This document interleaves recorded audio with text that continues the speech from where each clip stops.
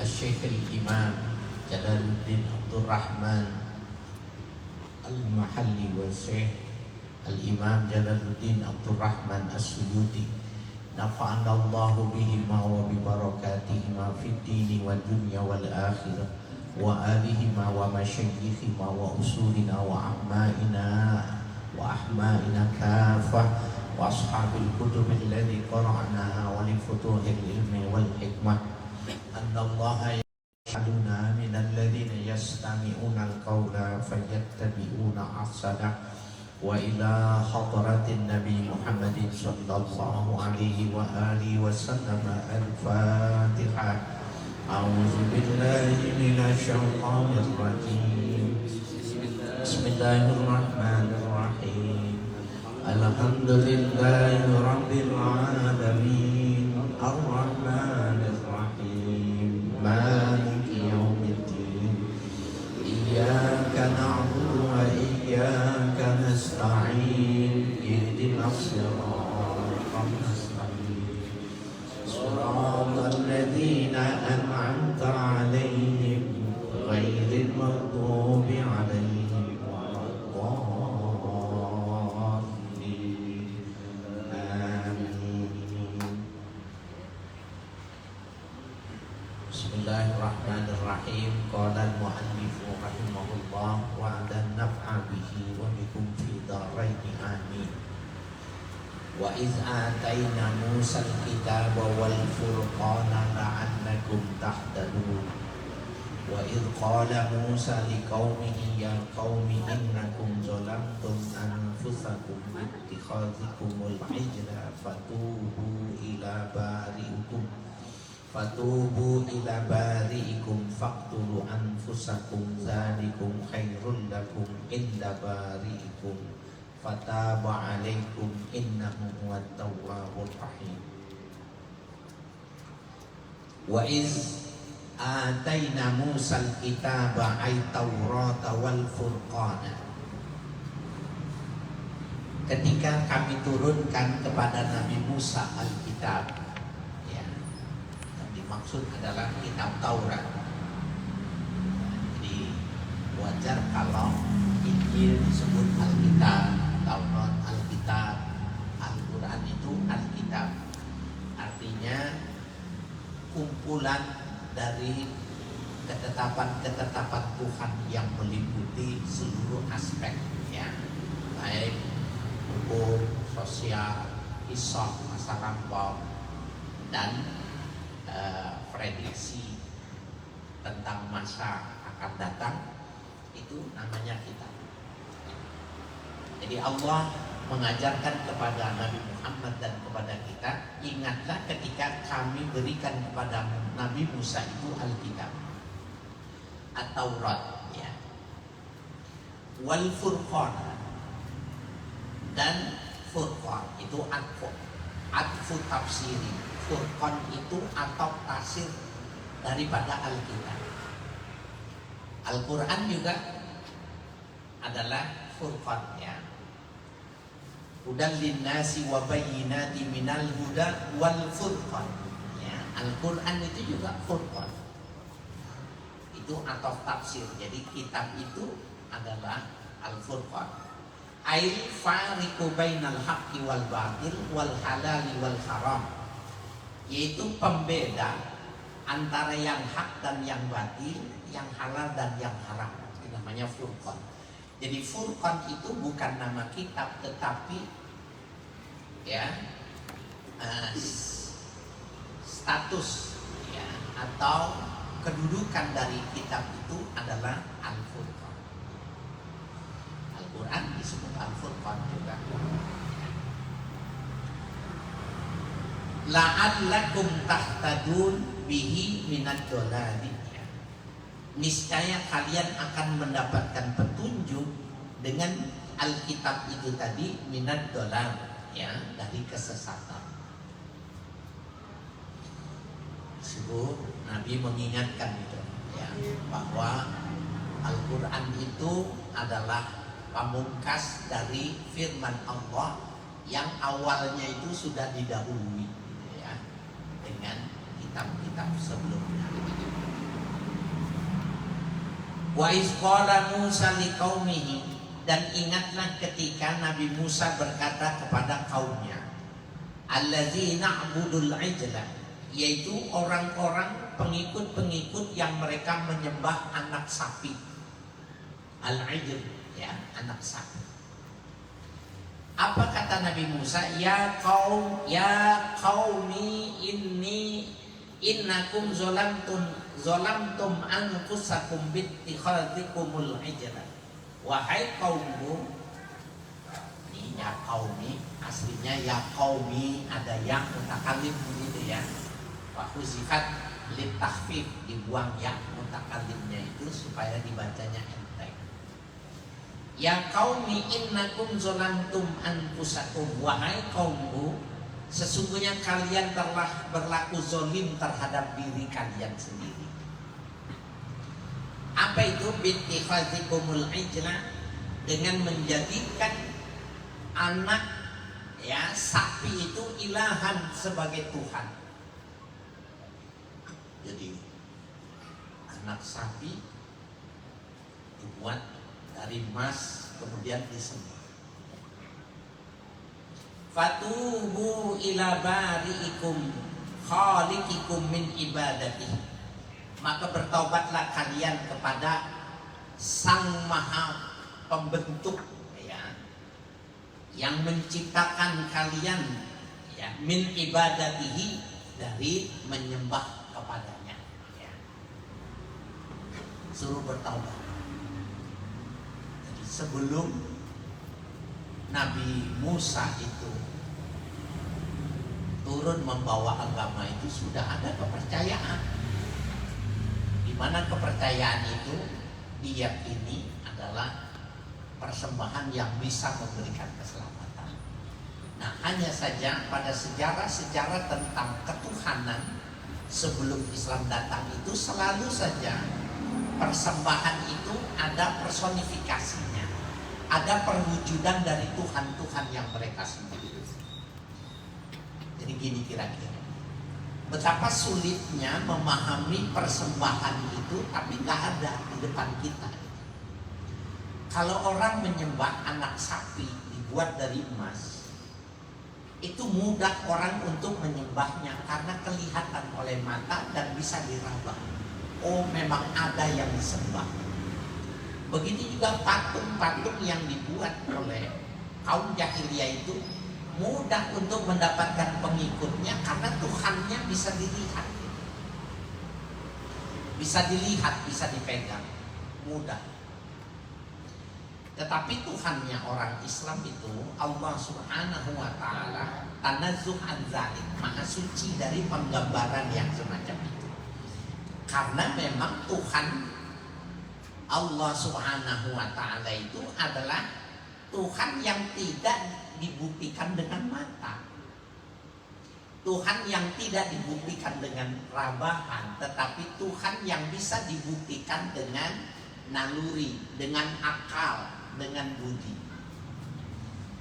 Ya, jadi betapa lemahnya sebuah kebenaran itu berdasarkan penglihatan. Berapa banyak penglihatan ternyata tidak benar karena ternyata tipuan. Berapa banyak sebuah berita bahwa sebenarnya berita itu tidak benar, berita itu sudah dimanipulasi.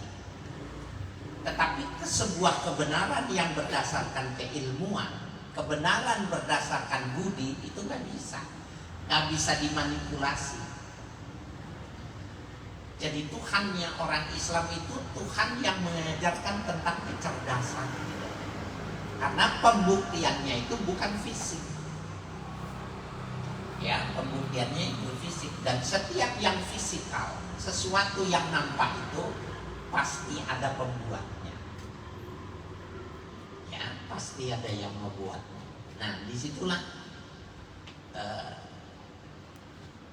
kesalahan dari pengikut Nabi Musa ketika mereka menyembah anak sapi. Ya, nah, kenapa disuruh mengingatkan? Ya, Nabi disuruh ingat itu. Coba kita lanjutkan. Faktulu anfusakum. Jadi fatubu ila bari'ikum khaliqukum min ibadati. bertaubatlah kalian kepada Sang Maha Pencipta kalian dari menyembahnya. Bagaimana cara taubatnya? Faktulu anfusakum, bunuhlah diri-diri kalian. Ini asli di dalam Taurat. Kalau sekarang di dalam Taurat itu pertaubatan tidak dengan cara membunuh diri, maka informasinya itu tidak valid.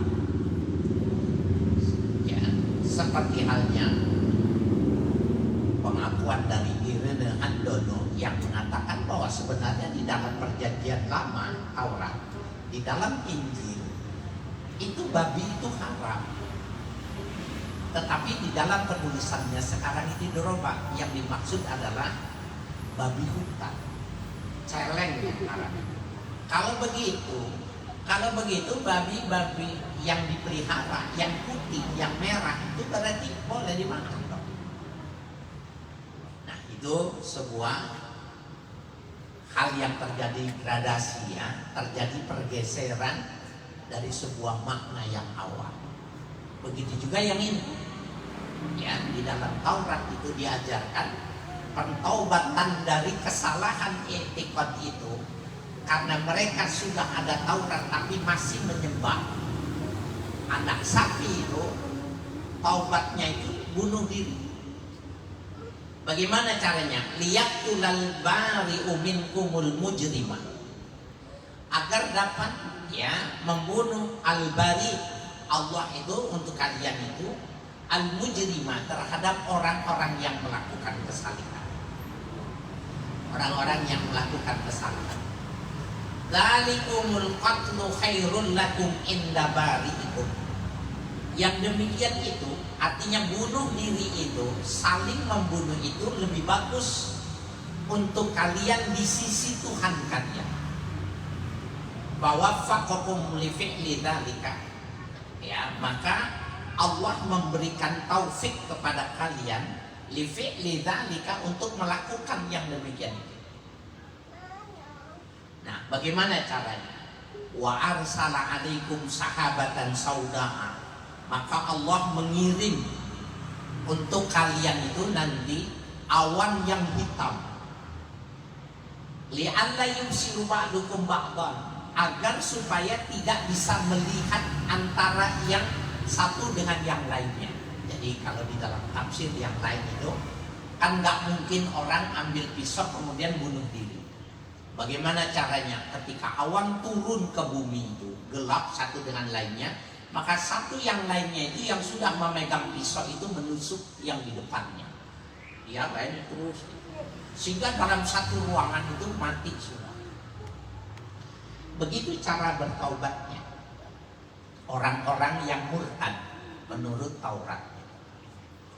Nah, orang Islam kalau seandainya mereka yang keluar dari Islam kemudian masuk lagi Islam, keluar lagi itu, ya, tetap mereka tidak diminta untuk melakukan pembunuhan, karena memang hukum ini berlaku hanya pada Bani Israel. Ya, kemudian di dalam Islam itu yang taubat, ya, dengan melakukan pertaubatan, tapi tidak membunuh. Fayarhamuhu, sehingga satu dengan yang lainnya itu saling menyayangi, hatta qatala minkum nahwa sab'ina alfan, sehingga terbunuh di antara kalian itu kurang lebih sekiranya sab'ina alfan, 70.000 orang. Ya, satu dengan yang lainnya itu bunuh diri. Nah, ini 70.000 ini adalah angka yang menunjukkan besar, bukan maknanya 70, ya, apa itu kelipatan setelah 50, 60, kemudian 70, bukan itu. Jadi di dalam Al-Quran itu, di dalam hadis dan di dalam penggunaan dalam, ya, teks-teks Arab itu 70 itu untuk menunjukkan angkanya besar, bukan jumlah dengan memang benar-benar maknanya 70, tapi jumlahnya begitu besar. Nah ini Bapak sekalian, orang Islam pengikut Nabi Muhammad ini enggak sejauh itu dimintanya pentaubatan dengan bunuh diri. Ya, membunuh satu dengan yang lainnya tidak ada. Kalau di dalam Taurat itu seperti itu. Bagi orang yang murtad, ya mengikuti Nabi Musa, kemudian mereka tetap melakukan penghambaan di luar kepada Allah, hukumannya bunuh diri. Sadar? Fataba alaikum ay qabila taubatakum, ya. Fataba alaikum, maka menerima Allah taubat kalian. Qabila taubatakum, ya, menerima taubat kalian. Innahu huwat tawwabur rahim, sesungguhnya Allah Tawwab, Maha menerima taubat, Rahim, ya, Maha pengasih. Jadi bahasa sekalian, ini salah satu perbaikan hukum yang dilakukan oleh Allah kepada kasih sayangnya kepada umat Nabi Muhammad. Tidak ada pembunuhan, tidak boleh terbunuh. Bahkan pembunuhan hanya berdasarkan keputusan pengadilan. Wala taqtulun nafsa, ya. Janganlah kalian membunuh illa bil haq, kecuali dengan dasar kebenaran. Nah itu dengan putusan pengadilan. An-nafsu bin nafs, orang yang membunuh hukumannya dibunuh, tapi melalui proses pengadilan. Di luar itu enggak ada, ya. Jadi banyak kalau kita baca sebuah keterangan di dalam kitab Khasaisul Ummati Muhammadiyah, ada satu kitab yang ditulis oleh Sayyid Maliki, itu ada beberapa ketetapan yang ditetapkan pada Bani Israel, itu yang dimaksud di dalam Taurat, di dalam Injil, itu dihapus, diganti untuk umat Nabi Muhammad. Nah, diantaranya ini, orang murtad tidak perlu bunuh diri, tidak perlu dibunuh, tapi dia tetap diterima taubatnya apabila dia taubatannya suha, benar-benar taubat di sana. Yang kedua, di zaman, ya, Bani Israel itu tidak boleh memakan hasil makan ikan yang dipancing di hari Sabtu, itu haram dimakan. Sampai mereka itu yang melanggar, kunu qiradatan khasiin, jadilah kalian itu monyet-monyet yang hina. Ya, itu kan di zaman dulu itu keras hukum apa? Murtad bunuh diri. Makan kail mancing di hari Sabtu, ya, hukumnya haram.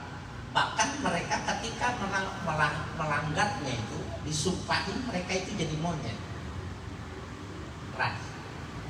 Yang ketiga, mereka tidak boleh makan binatang yang antara jemarinya itu bersambung.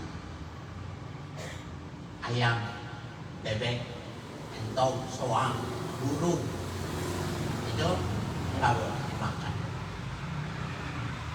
Nah, kita dihalalkan buat kita, ya. Apalagi yang tidak boleh, mereka tidak boleh makan ghanimah. Ghanimah itu hasil peperangan. Kalau perang, yang kalah itu semuanya jadi benda nilainya, termasuk manusia jadi budak. Nah, kalau di zaman Nabi, di zaman Nabi-Nabi terdahulu, Bani Israel itu, ghanimah, hasil rampasan perang itu dikumpulkan, ditaruh di tengah lapang, kemudian bergeser Nabi dan pengikutnya. Tidak lama kemudian maka turun api dari langit, membakar semua ghanimah. Nah, untuk umat Nabi Muhammad, mereka boleh memakan ghanimah. Bahkan Nabi mendapatkan khumus, ya, 1/5 dari ghanimah sebelum dibagikan kepada orang. Nah, itu perubahan dari Bani Israel kepada Al-Quran itu banyak perubahan sebagai kasih sayang, ya, dari Allah kepada Nabi Muhammad dan para pengikut Nabi Muhammad, ya. kita boleh nggak mancing hari Sabtu? Boleh. Mancing hari Jumat boleh nggak? Boleh. Nah, mereka nggak boleh. Ya. Jadi monyet. Berat sekali ya. Kalau sekarang gitu orang bisa memancing jadi monyet, dua banyak banget. Jadi monyet.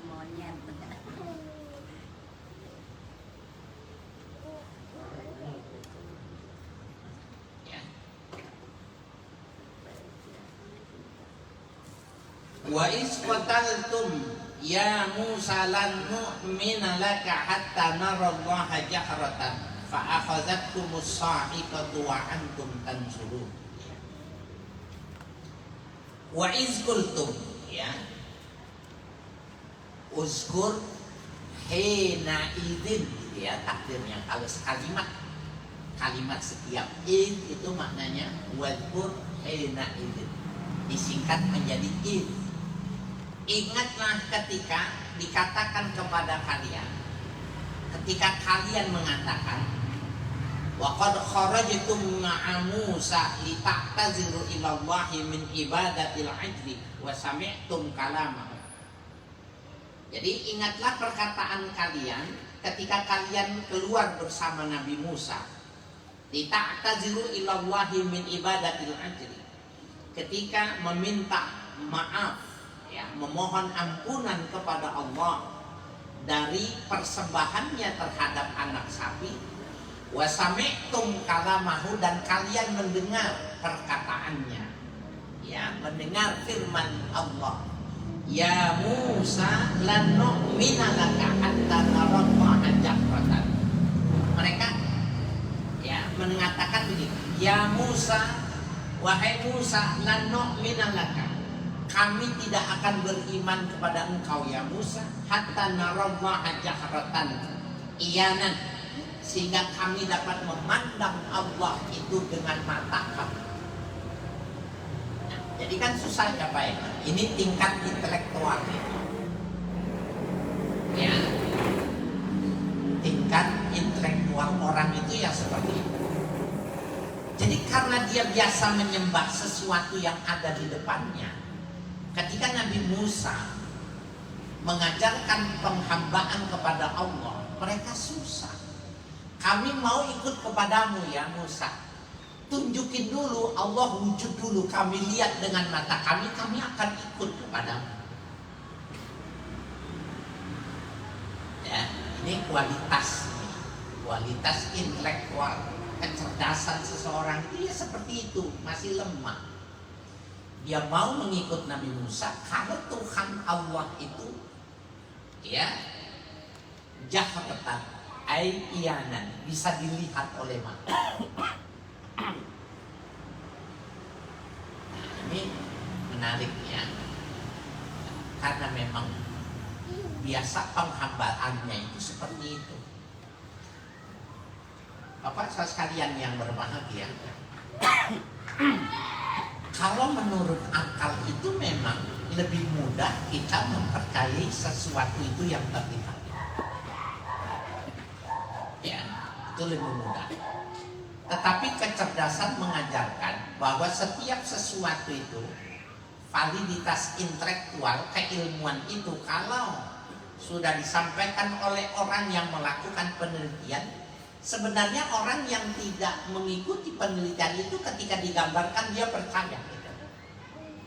Umpamanya ya, seorang ilmuwan menggambarkan tentang kehidupan di Mars, ya, kehidupan di angkasa luar, keluar dari galaksi bumi. Tapi dia ya, seorang angkawasawan, ya, orang yang memang mengikuti proses ya keluar angkasa. Bahkan sekarang di Amerika itu ada program tour ke Mars. Orang-orang yang kebanyakan duit daftar, bahwa apa, ibu-ibu yang banyak duitnya daftar. Jadi pergi ke Singapura, Sydney, ke Amerika itu biasa. Tapi keluar angkasa, sekarang udah ada proyeknya. Orang yang pintar Dia nggak pernah ngikutin itu. Tetapi ketika digambarkan itu yang dia tidak lihat, yang dia belum gapai, dia percaya. Oh iya, saya percaya. Kenapa? Memang dia melakukan itu, mengupayakan itu, dan banyak orang yang daftar pergi ke sana kemudian menceritakan. Nggak perlu melihat. Kan berarti kalau seandainya Tuhan kita mengikuti pola mereka, bagaimana susahnya memahami Tuhan itu ada, tapi tidak terlihat, tidak terdengar, dan tidak teraba. Nah, Bapak sekalian, ya, ternyata ya setiap sesuatu itu yang sering diucapkan itu nempel. Ya. Kalau kita sering menyebut nama Allah, ya, Allahu Akbar, Sami Allahu liman hamidah, Subhanallah, La ilaha illallah, semua bentuk-bentuk kalimat thayyibah yang menyebut nama Allah itu membekas di telinga, di hati. Dan itu lama-lama punya koneksitas kepada Tuhan yang tidak terlihat, yang tidak terdengar, dan tidak teraba. Caranya seperti itu. Maka nanti orang mudah melakukan khusyuk ketika orang melakukan koneksitasnya modelnya semacam itu. Tapi kalau cuma lidahnya yang mengatakan, sulit orang untuk ya khusyuk, mendapatkan khusyuk itu sulit. Nah, jadi pengikut Nabi Musa, la nu'mina laka, kami tidak akan pernah beriman kepada engkau hatta narallaha jahratan iyana, sehingga kami bisa melihat Allah itu oleh mata kami. Fa'akhazatkumus sa'iqatu ay sayhatu famuttum wa antum tanzurun. Maka Allah ya mengambil kalian dengan as-sa'iqatu ay sayhatu, ya, suara jeritan yang keras.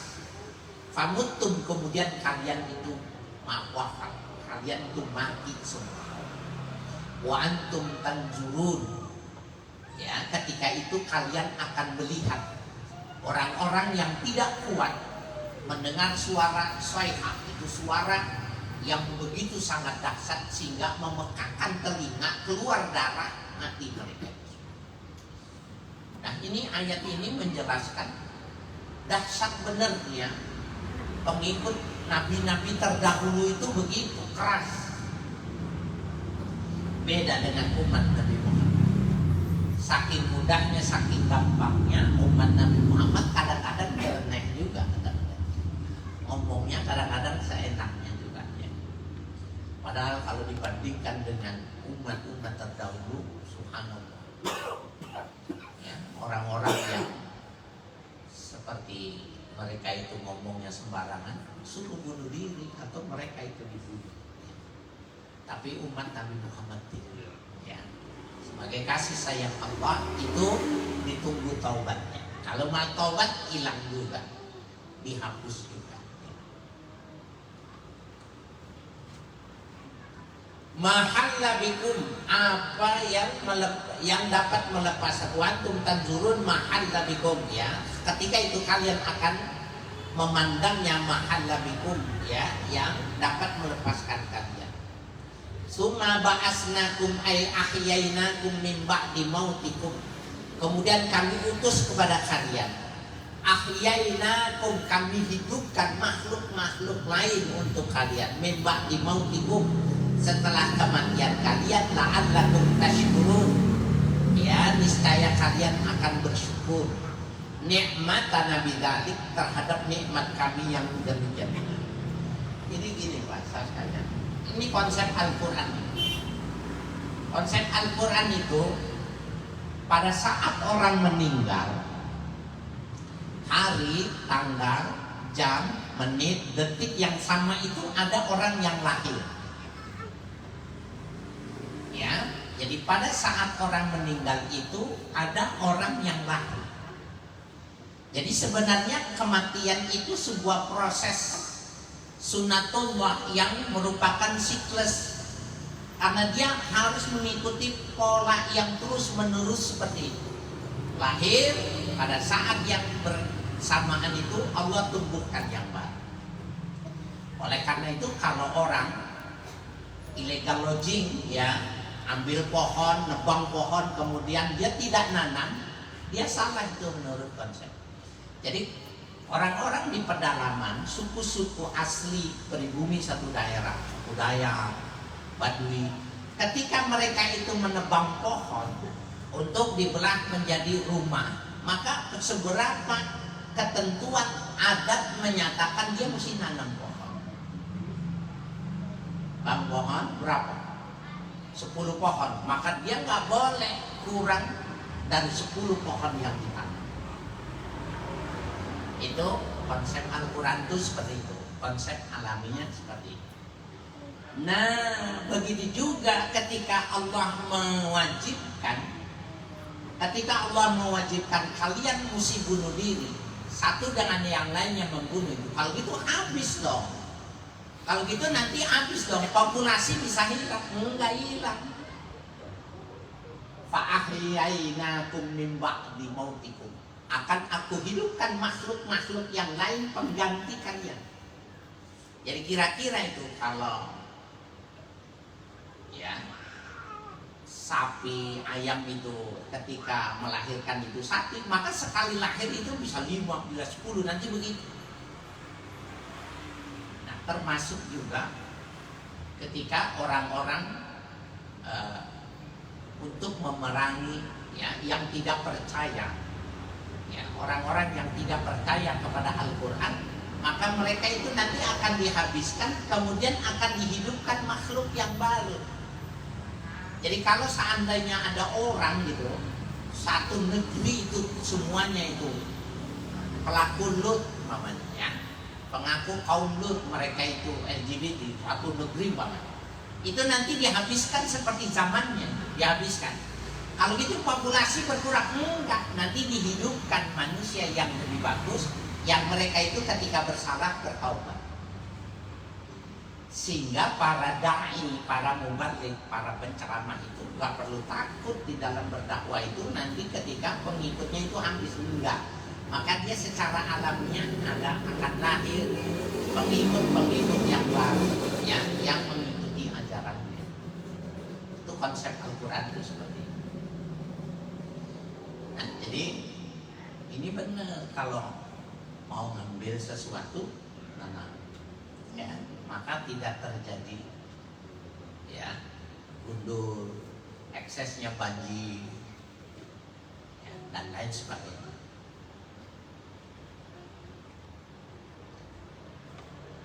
Wa dhallalna 'alaikumul ghamama wa anzalna 'alaikumul manna wassalwa kulu min thayyibati ma razaqnakum wa ma zalamuna walakin kanu anfusahum yadhlimun. Wa dhallalna 'alaikumul ghamama, dan kami akan naungi kalian al-ghamam, ai satarna bil sahabir raqiq. Kami akan tutupi kalian dengan awan yang tipis, min habis samhi fitih, dari panasnya matahari. Fitih yaitu ardun ya, nama bumi satu daerah. Ardun ya, madallah itu satu daerah di mana orang kalau ke situ kalau tidak terbiasa atau tidak menguasai kompas pasti dia nyasar. Namanya tih. Jadi ketika Nabi Musa dengan para pengikutnya ya diperintahkan oleh Allah itu untuk berjalan mencari satu daerah, maka Allah membuat perlindungan kepada Nabi Musa dan pengikutnya itu, ada awan yang mengikutinya sehingga tidak terlalu panas terik matahari, kata itu inti. Wa anzalna 'alaikum fihil manna wassalwa, ya, dan kami turunkan untuk kalian ya, di dalam negeri tih itu tadi, negeri yang dahsyat itu tadi, al-manna. Ada ini yang mengartikan al-manna itu artinya burung puyuh ya, wassalwa madu. Tapi ada juga yang mengatakan tidak seperti itu. Huma at-taranjim, ya, keduanya itu ya at-taranjim ya, jadi salah satu dari jenis madu ya. Wa tayrus samani ya, bitahfifil min wa qasri ya. Ya, dengan dibaca ringan mimnya. Mana gitu ya, bukannya. Nah, tayrus samani itu yang dimaksud burung puyuh tadi ya. Kulu min thayyibati ma razaqnakum. Allah mengatakan makanlah dari hal-hal yang baik yang kami rezekikan kepada kalian. Wala tadakhiru ya, dan kalian jangan menganggap remeh. Fakafaru nikmata wattakharu. Ya, kemudian mereka berlaku kufur terhadap nikmat Allah yang telah berikan. Wattakharu, dan mereka meremehkan. Faqata'a anhum, maka kemudian diputuskan oleh Allah. Artinya itu burung puyuhnya hilang, kemudian madu itu juga seperti itu. Kenapa? Karena mereka itu kufur, tidak bersyukur. Wa ma zalamuna ya bidzalika, dan mereka lah tidak bisa berlaku zalim yang demikian itu kami kepada Allah. Walakin kanu anfusahum yazlimun, akan tetapi sesungguhnya mereka sendirilah yang berlaku zalim untuk dirinya. Jadi waktu Allah berikan puyuh, Allah berikan madu, ini buat modal kalian kehidupan. Diti itu tadi mereka akan mengatakan nih, masa makannya cuma ini doang. Ya, pengikutnya Nabi Musa itu seperti itu. Mereka bosan. Ya. Nah, ketika mereka itu kufur, mereka menganggap melakukan apa itu, kalau kita anggap protes terhadap ketuhanan, ya, protes terhadap pemberian Tuhan yang semacam ini. Allah mengatakan walakin kanu anfusahum yazlimun. Ya, sesungguhnya mereka zalim untuk diri sendiri. Allah itu tidak ada untungnya mereka disuruh makan, kemudian mereka nggak mau makan, itu yang nggak ada untungnya bagi Allah. Kira-kira kalau Allah kasih beras bagi bangsa Indonesia, kemudian orang Indonesia nggak mau nanam beras, nggak mau makan beras, apakah rugi bagi Allah? Yang enggak. Yang jadi lapar, yang jadi kurus kita sendiri, karena kita berlaku zalim terhadap diri kita sendiri. Itu maksudnya. Ya. Nggak ada manfaatnya orang yang tidak mau mengikuti ketentuan Allah. Li'anna wabalahu alaihim, ya, oleh karena susah payahnya tertimpa untuk mereka ini, terhadap untuk mereka itu sendiri. Jadi waktu mereka nggak mau makan, bosan dengan yang diberikan oleh Allah itu, yang rugi dia sendiri, yang menderita mereka sendiri. Jadi kira-kira itu gini kan, beda ya. Ketika terjadi ya demonstrasi buruh ya, demo buruh, itu semua perusahaan itu ketir-ketir, karena kalau dia lama memblokade, lama dia turun di jalan tidak mau bekerja, keuntungan per hari sekian miliar, itu dalam sekian bulan bisa bangkrut gitu.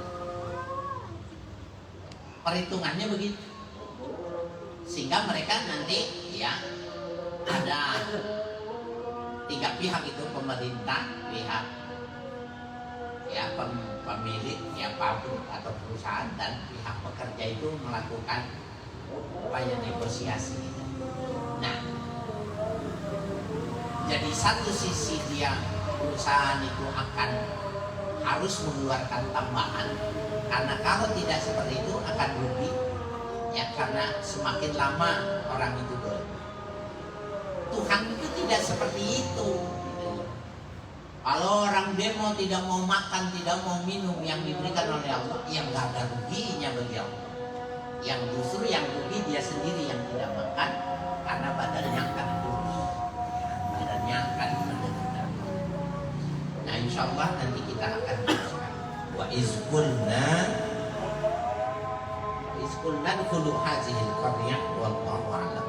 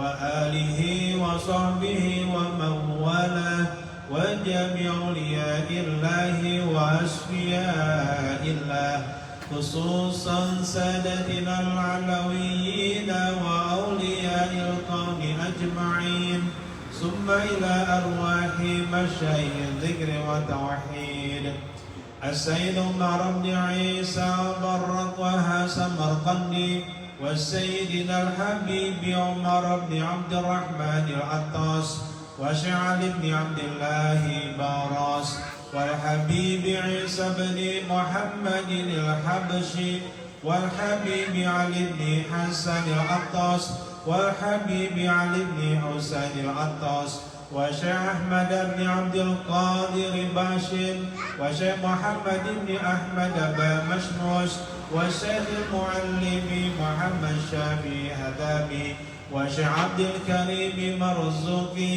وجميع مشايخ الذكر والتوحيد أينما كانوا وهلت أرواحهم أن الله يتغشاهم بالرحمة والمغفرة ويحيينا على لا إله إلا الله ويتوفانا عليها ويحققنا بحقائقها ويلزمنا طرائقها ويجعلنا من أصيانها ومن الذاكرين الله كثيرا في خير وعافية وإلى حضرة النبي محمد صلى الله عليه وآله وسلم الفاتحة. الحمد لله رب العالمين الرحمن الرحيم مالك يوم الدين إياك نعبد وإياك نستعين اهدنا الصراط المستقيم صراط الذين أنعمت عليهم غير المغضوب عليهم ولا الضالين آمين.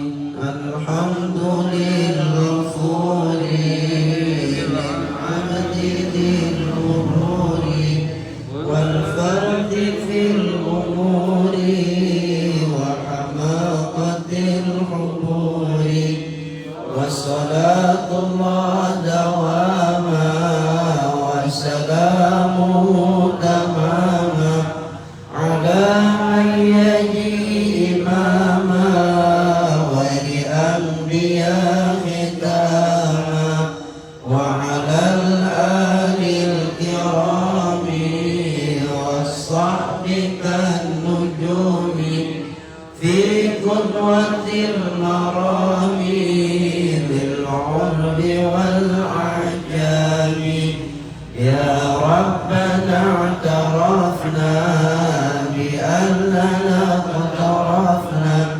وإننا أسرفنا وعلى الله أشرفنا فتب علينا توبة تغسل كل حوبة واستر لنا العورات وآمن الروعات واغفر لوالدينا ربي ومولودينا والأهل والإخوان وسائر الخلان وكل ذي محبة أو جيرة أو صحبة والمسلمين أجمع آمين ربي أسمع فضلا وجودا